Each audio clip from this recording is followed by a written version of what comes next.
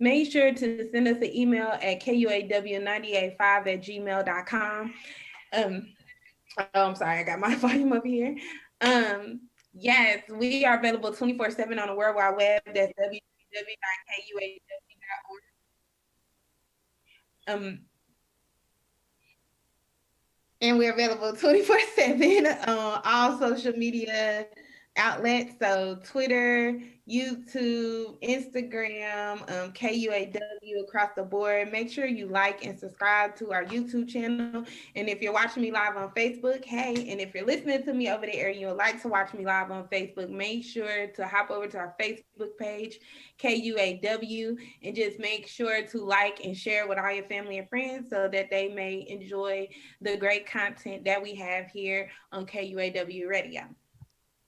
Okay.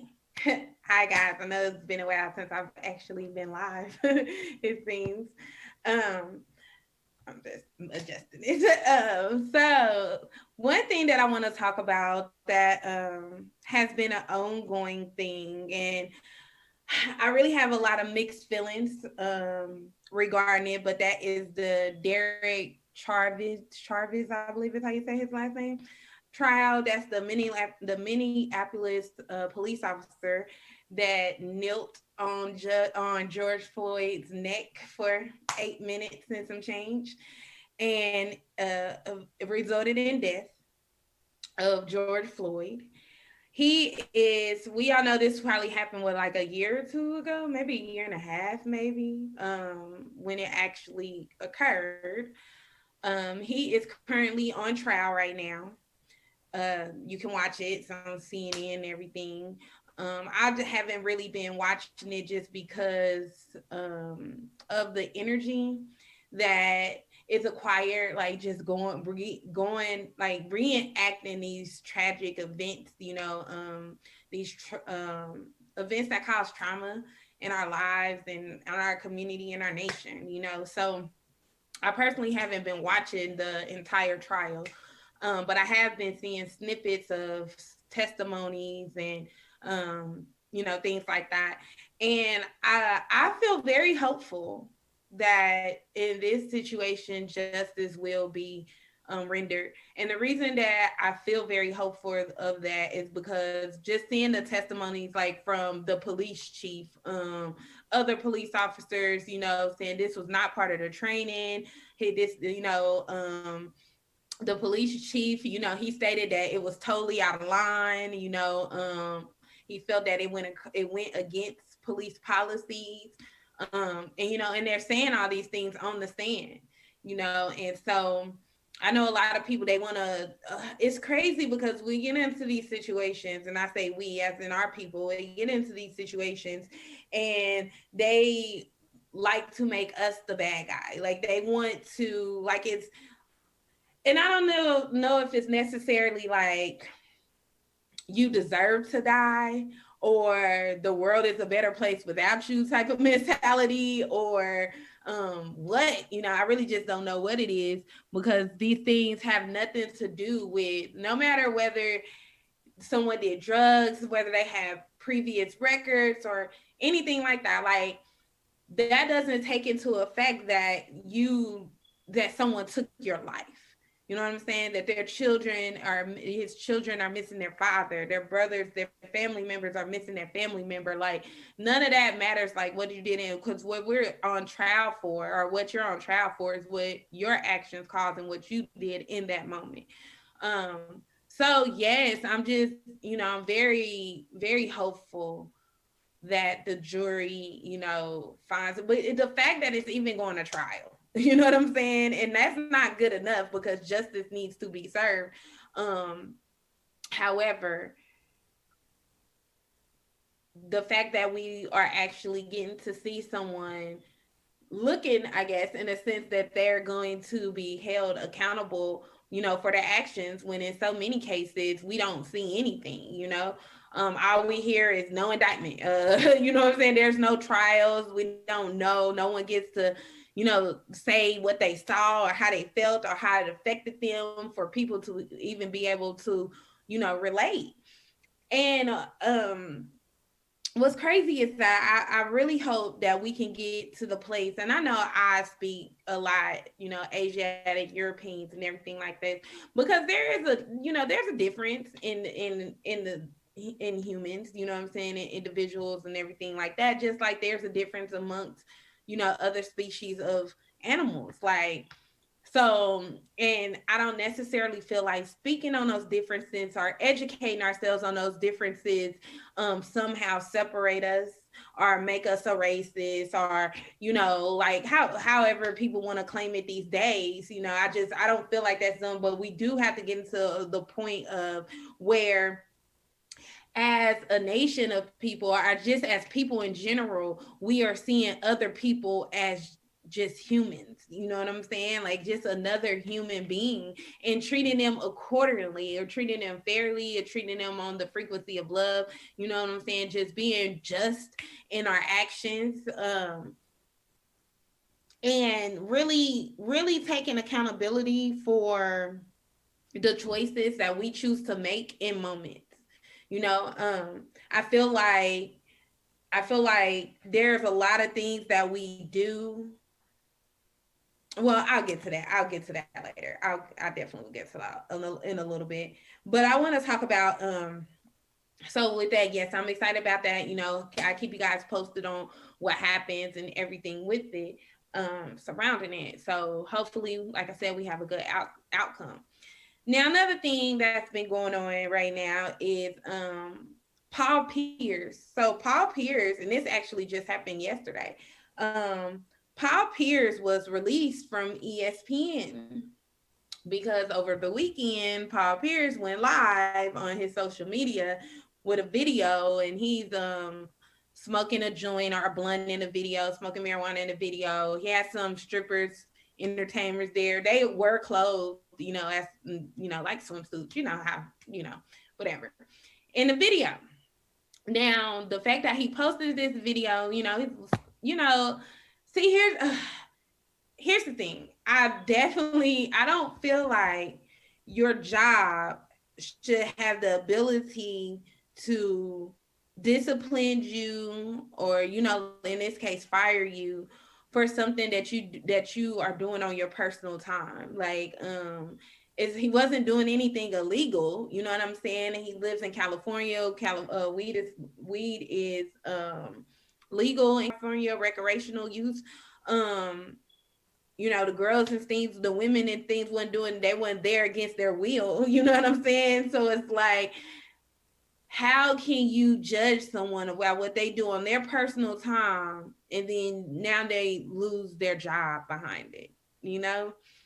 And I don't think that's fair. I think that these jobs get too entangled into the lives of their employees, as far as trying to, like, is in a sense like it's trying to control, you know, like it's trying to control their what, you know, what they can and cannot do on a level that shouldn't be controlled. And it's just heartbreaking for people to think that they actually have that much power. What they do, you know, they act kind of like holding your livelihood in their hands, you know, just by how you choose, what you choose to do on the weekend. So I'm just sending out some positive vibes for Paul Pierce. You know, he seems fine about it. You know what I'm saying? Like, he might have been tired of the job anyway, or something like that. Because, you know, once people get tired of something, just like in relationships, I feel like I'm glowing. But just like in relationships, like people get tired of things, they tend to start doing things kind of like acting out in a sense, where they trying to do things like, okay, I ain't gonna quit, but I'm gonna get fired. You know what I'm saying? Or I'm gonna do some things that I know they might fire me for. Just like in a relationship, start arguments for no reason, and you know what I'm saying, just in the hopes that they'll break up with you, or you know what I'm saying, something like that. So people tend to be comfortable of when to doing those things, to doing things like that as well. However, yeah, back to the thing at hand. You know, and I feel like you guys probably heard me say in similar situations, just like when the thing that was going on with Kareem Hunt, like I didn't feel like in all football players, you know what I'm saying? Like that their personal lives should be put on the chopping block as far as their jobs. I don't think that a job should have that type of ability over you. Granted, you don't want certain people, or you don't want certain things to become a representation of your company. So I guess I get protecting your brand. Um, so yeah, I mean, I guess it's like it's such an indifference, like, you know what I'm saying? It's there's such an imbalance because you don't want to have it. You want to be free to live your life the way you want to live. That's why social media. Ooh, we gotta be. We have to actually really think about what we do, like the things that we put on social media, the things that we say on social media. Like, yes, we all have the right freedom of speech, you know, the things to be able to do the things and things that we want to do. But when you are working for certain companies, or when you are in certain perception in certain professions, you do have to you know, kind of monitor how you put yourself out there. Like, as far as like, even as a teacher, like, you don't want your children's parents, you know, coming across your Facebook page or, you know, your Snapchat page. Cause that actually happened to me when I was a preschool teacher, you know, before. It's like, that actually happened to me. Like, a parent had seen me on one of my cousin's Snapchat, just having a good old time. You know what I'm saying? And it's like, I see you. But social media, man, it's the time that we in because everybody puts everything on social media these days. um you know, me personally, I feel like it takes away from living in the moment because we be so concerned about recording what it is that we're doing. But then at the same time, you love to be able to look back and have this type of memories. You love to be able to, you know, like, I love Facebook memories, like, just to see things, you know, pick up or whatever, and or what I was doing, you know, years ago or something like that. But see, sometimes people don't like to be reminded of their past, or, you know, things like that, or, you know, they don't want to see certain things. And so maybe not everyone, you know, loves them, or maybe that's not why they do it. I'm not really sure. But I just do know that we just live in a very technical age right now. So it's like a lot of things are on social medias. And then you get intoxicated. You might not even realize what you're putting on social media if you're one of those type of people. Um, and so, yeah, it's just we have to make better choices and better decisions within ourselves within those moments. Not saying that he did anything wrong, because as long as you can accept the consequences of what it is, whatever it is that you're doing, like, then that's fine. Personally, I definitely feel like that because I definitely am a type of person. As long as I'm not going to it, to me, it's like lying, right? Because lying is one of those things that I feel like is a choice. In the moment, you have the choice to tell the truth or to tell a lie. And when you're, most of the time, people lie out of fear. You know, they either fear the consequences of their actions, or fear how what they You say ready or at what they home of the do is all going to new make, Jamal Bake how it's going to Show, and make I'm someone Jamal else Bakes, and feel, thank you so or very much. you know, it's basically out of fear. And so, and I learned this at a real young age. Like, my dad used to tell me, you don't do nothing that you can't tell nobody about, or that you're not going to want to tell nobody about, you know, if they come asking. So the fact that you would want to lie on it, like, you have to be able to stand on what it is that you do and what you say. So at the end of the day, if you're fine with um undergoing the consequences of what it is, the content that you put out, then that's fine. Then do whatever you want to do. You know what I'm saying? I don't think Paul Pierce is really hurting for money. Like, you know what I'm saying? I don't know how bad losing the job at ESPN is really gonna affect him.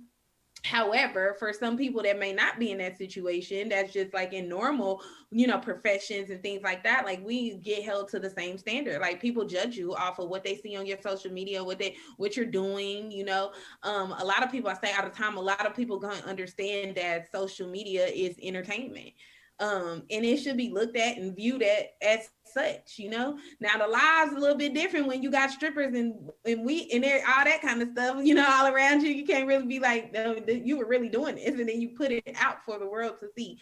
So again, I don't really agree with jobs just being all in your, like, basically in your business, to where they can, you know, affect your livelihood from how you live your life or how you choose to entertain yourself. At the same time, we being in such a technical age and being in such a social media frenzy, stage of life, that's just what the world is in right now. So it's like you do have to be more, um what's the word I'm looking for, just be more aware, more conscious, I guess, be more aware of what it is that you're actually putting out for the world to see, knowing that you could have repercussions from the things that you are putting out there. But again, if you're fine with the repercussions, do what it is that you do. You know what I'm saying? But if losing your job will hurt you, you might want to think about what you're doing.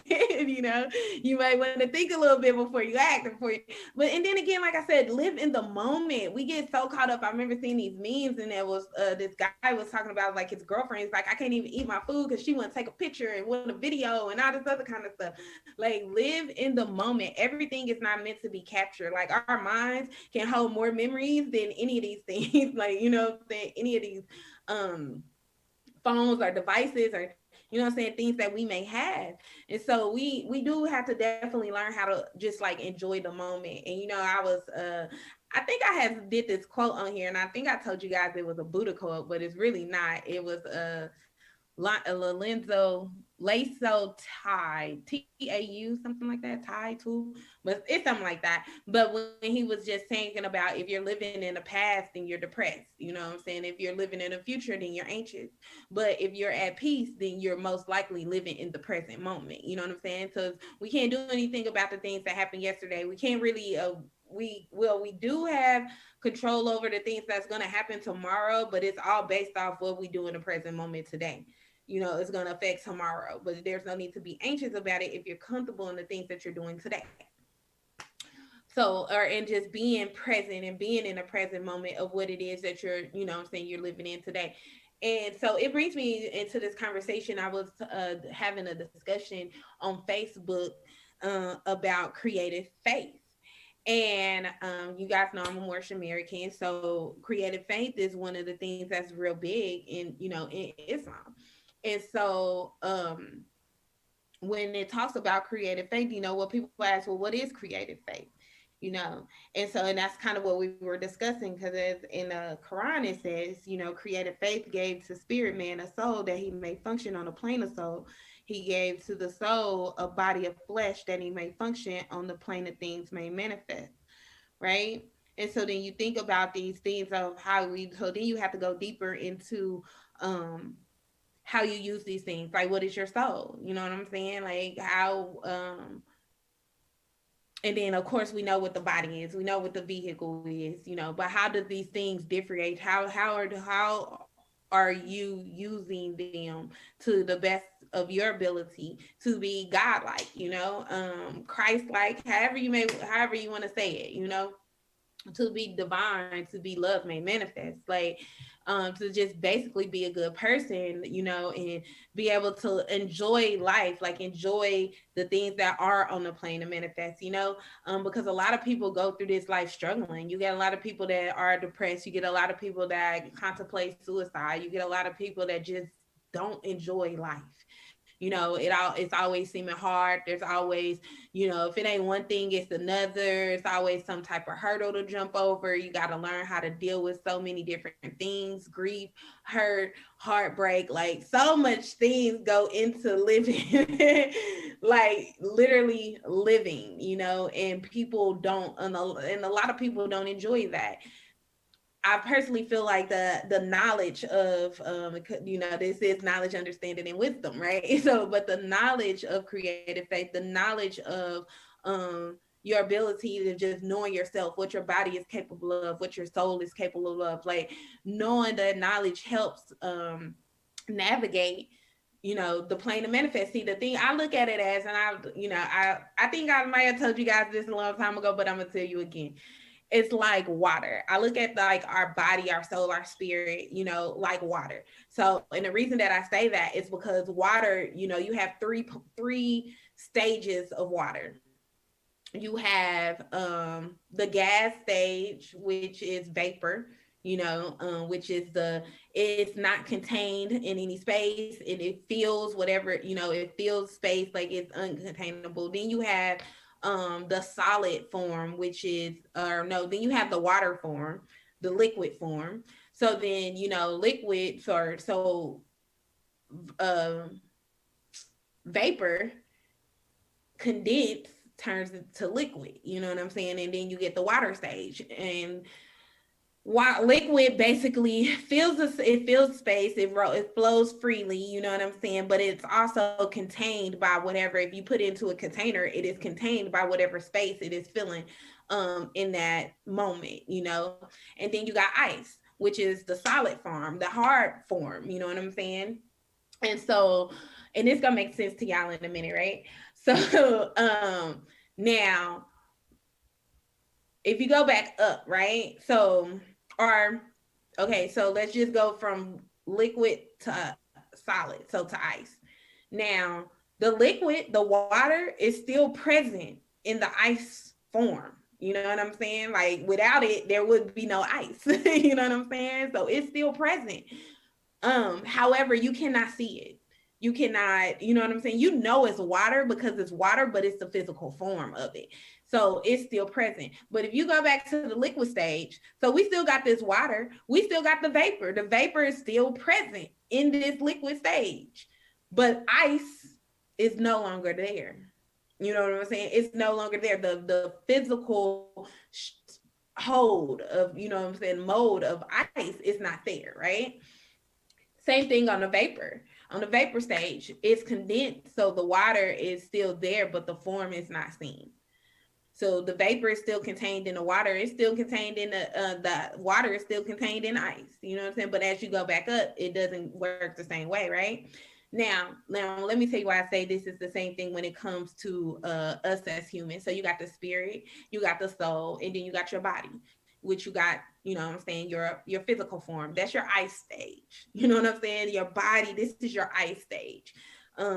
Your soul is your water stage. You know what I'm saying? Our soul is housed in our minds. Our soul is housed, is contained in this body. You know what I'm saying? Right now, it's contained in this body.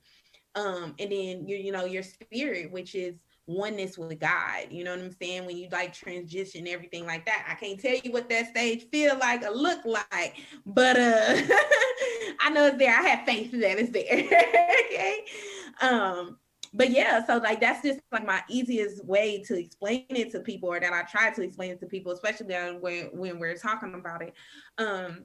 But everything has its own purpose, and it's the same thing when it comes to humans. So when it says creative faith gave us a body that we may function on a plane of things may manifest, right?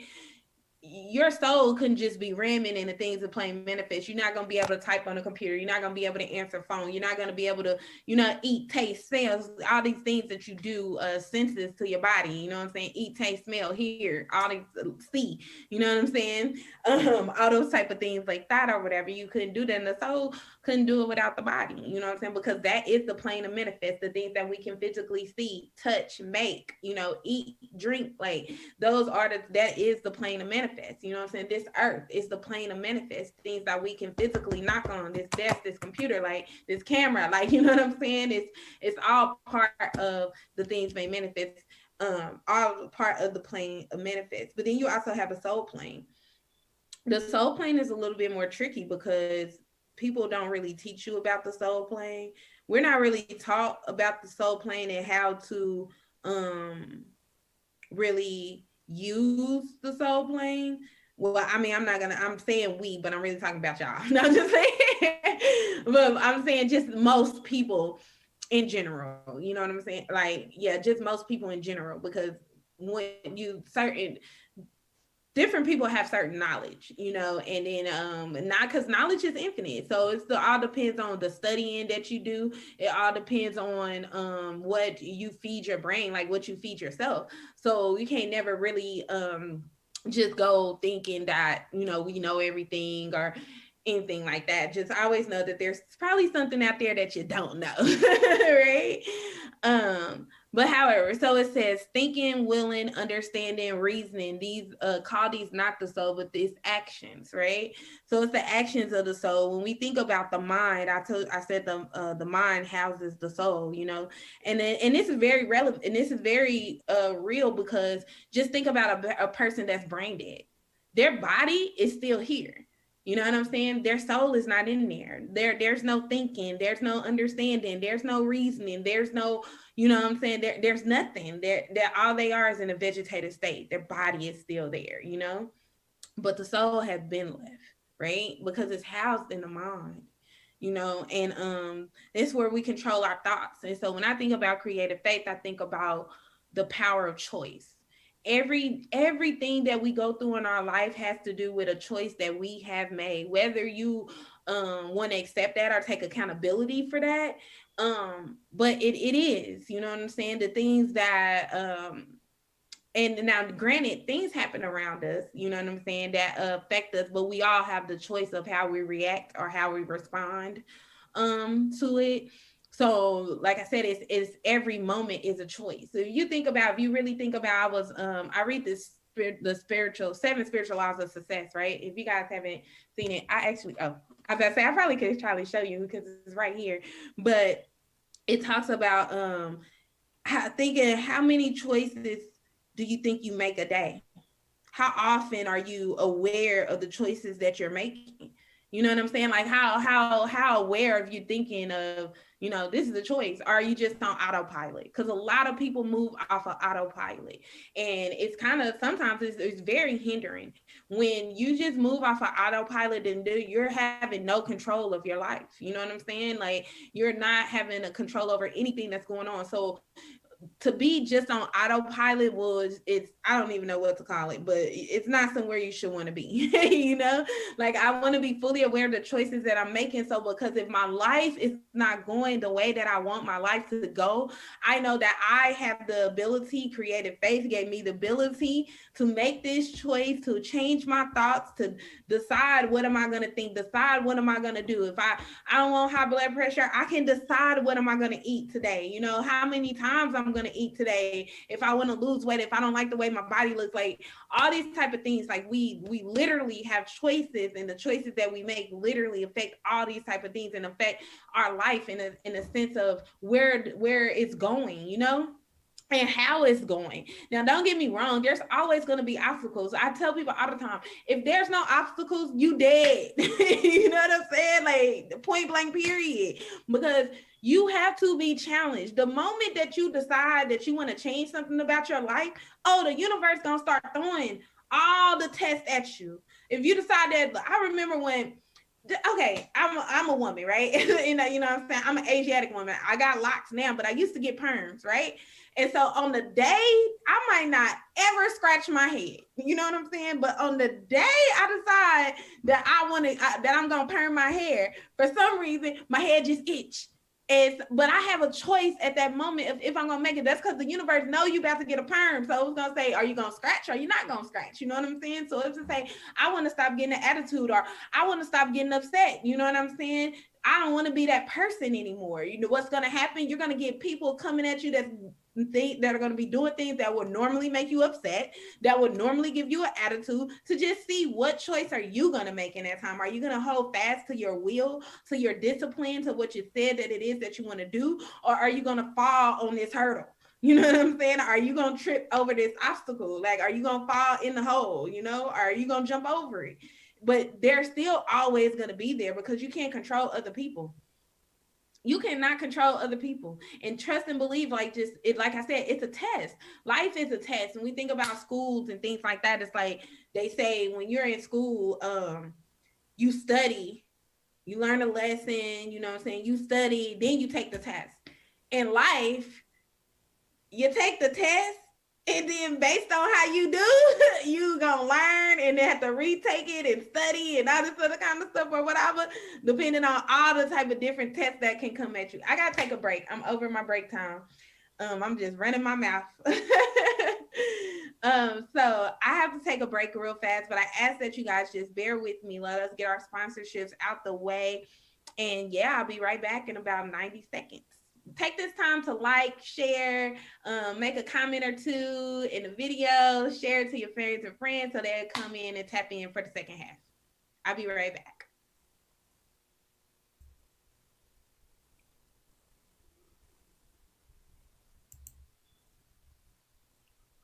Mr. Walker? Wait a minute. Let me set this thing up.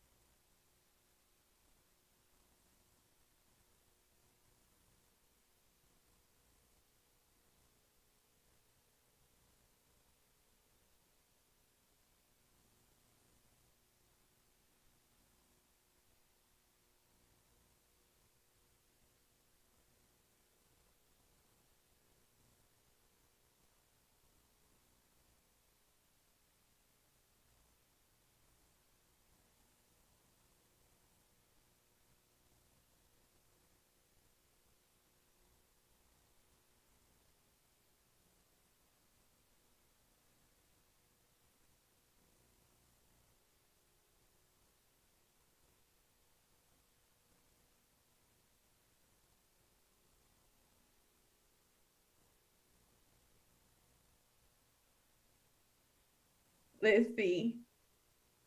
Okay, so let's just start that all the way over. Uh, Sorry that you guys couldn't hear me. Are you sure I'm there now? Because I don't see no titles. Everybody, okay. Maybe it's just behind. Sorry, y'all. Y'all gotta let us get this together. Y'all know, it's just a little technical, technicalities. All right, so let's start this all the way over. Appreciate you guys. Okay, appreciate you guys bearing with me for a while. We took our break again, letting our sponsorships get out the way, letting us pay the bills. Again, if you have an event or a business that you would like to sponsor here on KUAW, make sure to send us an email at kuaw985 at gmail.com. Again, this is The Truth Be Told. We're live every Tuesday at 6 p.m. So yes, again, appreciate you guys for joining me. So a good conversation the first half of the show. I definitely appreciate everyone tapping in and watching and everything with me. Again, just wanted to touch on those topics a little bit. Normally, I normally do like kind of like a relationship type themed around something in my second half, but I'm not gonna do that today because I've seen something that's been heavy on my mind ever since I seen it. Thank you, Mr. Walker, for letting me know. And sis, I see you. Hey sis. But thank you. So okay, interracial adoption and fostering.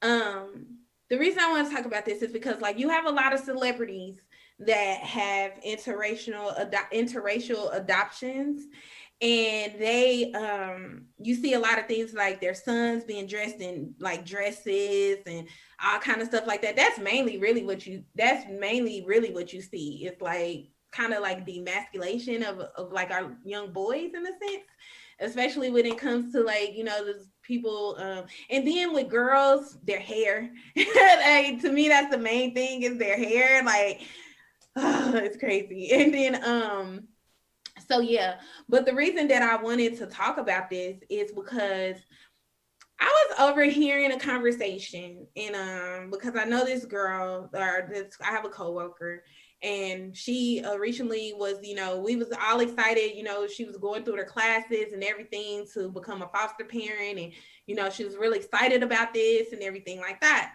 Well, she finally got placed, you know, with children and everything. Um, she got placed with three Asiatic children, all under the age of 3, like 2, 1, and months, right?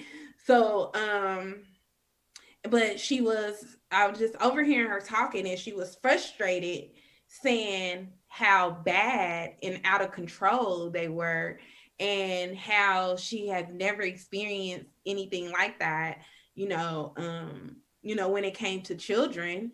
And yeah, yeah, it was intense. Like, it was really intense. Like, me personally, I felt like we needed to have a conversation so I can help her understand her children more, or be like better parenting to her children, because I do feel like it's a difference. And you know, you guys let me know what you think in the comments. Do you feel like it should be a difference? I know, like, earlier we was talking, I was saying that, you know, we're humans and we have to see each other as humans and treat each other as humans and things like that.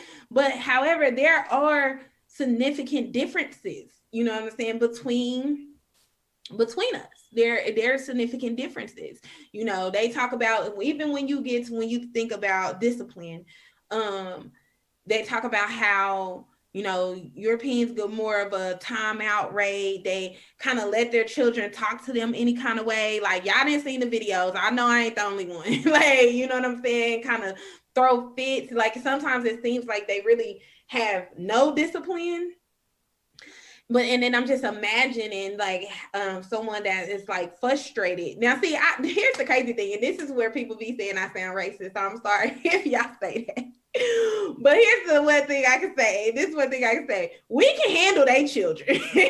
I'm gonna let you know that right now. I don't feel like it would be a problem, like, you know what I'm saying, with us but when it's vice versa, I feel like there's a struggle. You know what I'm saying? Like, there's just a struggle. There's a struggle in communication. There's a struggle in discipline. There's a struggle in grooming.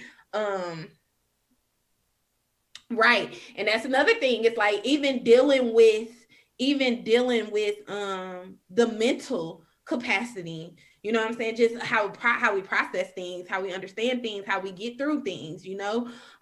It's a lot, you know what I'm saying? And I just feel like I feel like there are some differences, you know. But it's hard, you know, it's hard. And it's you even think about, and see, I'm not even so much more so, even with like homosexual, you know, a lot of people say that homosexuals shouldn't adopt children, right? And I'm not even in a sense of all the way like just against that, you know what I'm saying? Because I don't think that because someone has like gay parents or homosexual parents that they're going to be a homosexual. Like, I feel like they just have a broader spectrum of what, you know, life and love is, you know. I don't necessarily feel like that it's going to make them that way. I don't feel like that they will harm children, because if you have a love for children, you have a love for children, you know. So I don't necessarily feel any kind of danger or nothing like when it comes to that. You know, that's one thing that you hear a lot. I do feel like it should be resources. There should be a lot of resources for interracial, like adoption and fostering, just to help like cope with. Because see, to me, it was like the things that she was describing to me just sound like normal children. You know what I'm saying? Like, it sound like normal children, right? I mean, and I was a preschool teacher, so I've been around, you know, multiple races of children, and, you know, certain ages, you know. Um, but just those things that she was saying, like, I was just yelling, like, just how she was describing talking to them and trying to resolve her issues that she was having with them. And just, I could just hear the frustration in her voice. Like when she, you know what I'm saying? Like I could just hear the frustration. It was to the point where she's like, I just didn't know what to do. Like I wanted to tear my hair out. Like, you know what I'm saying? I just didn't know what to do. And that's why I feel like there should be, you know, resources for these type of things to make sure that the child is still developing in a way that's going to be beneficial to who they are. And and I don't think that it's crazy to say this, but I mean, we see it all the time. You know what I'm saying? Even as adults, even in workplaces, I don't really feel like the understanding of who we are and, you know, Europeans is very like understood in a sense. And I hope I'm choosing my words right. Like I'm saying the right words to trying to get across like what I'm saying, because I don't want to come off a certain type of way. Like I don't want to come off racist or anything like that. Because I definitely don't feel like that, you know, in my heart. Like to me, racism requires hate. And there's no hate, you know what I'm saying? But we have to be able to respect and talk about the differences. Um, when you are raising children, you can't be lazy. You have to have energy, plenty of energy. Definitely, I feel like plenty of energy and plenty of patience. I definitely and I feel like you gotta have like with patience comes also just like understanding. And like because I feel like if a child is acting out, you know, you should be able to talk if you feel like they're acting out. Most of the time children act out because of like attention. They feel like they're lacking attention in some area, or you know what I'm saying, something like that. But other than that, but see, you do have real issues like autism. You have real issues like ADHD, which are showing up more showing up more in our children, which I feel is because of vaccinations, but that's for another show. You know what I'm saying? Like that's another show. We're not going to talk about that. But there are certain a lot of things. And then you think about, like I said, they're in foster care. So you don't know if their parents had a drug addiction or anything like that when they were born, or, you know what I'm saying? Those type of things take into consideration of behavior and how they process things. And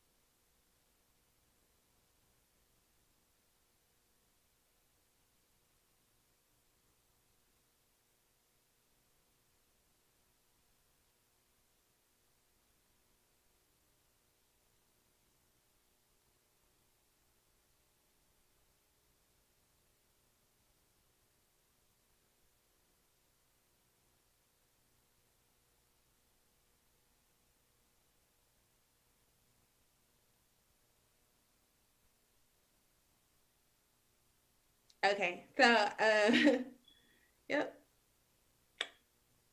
Sorry. Okay. Goodness gracious. I'm sorry, guys. Sorry. We had a crash, then the sound went off again and everything like that. So we getting it together. So I apologize. But again, I don't like I was saying that I feel like it will be more that if I was saying like with these children that if they had someone of their own nationality in a sense in my mind. Oh, well, this is what I was saying. This is the disclaimer. I know this is the truth be told, but this whole segment, I'm just letting y'all know, has been my opinion. This is just something that I was thinking about, and you know how I feel. I don't think there's any statistics on it because at the end of the day, if a child is in foster care or needed for adoption, whoever is willing and capable of doing it and helping that child have a steady home, I'm all for it. You know what I'm saying? I'm just saying that there should be resources because there are differences, and and we should be aware of these differences and recognize these differences and provide resources to be able to help people move through these. I feel like if they had someone that was more relatable to what it is that they were going through, how they were feeling, like understand things like that, then it would be easier to guide them into the way of where it is not trauma, where it's not childhood trauma, like locked in childhood trauma. You know what I'm saying? I think they will be able to help them cope with what it is that they're going through, or being more patient with them. You know what I'm saying? Because I feel like words are powerful too. I don't even like for people to call children bad. It's like, you know what I'm saying, to their face. Like, I don't feel like those are the type of things that you should say, you know what I'm saying, to your children. I feel like you should speak in empowering words and positive affirmations, you know what I'm saying, to your children.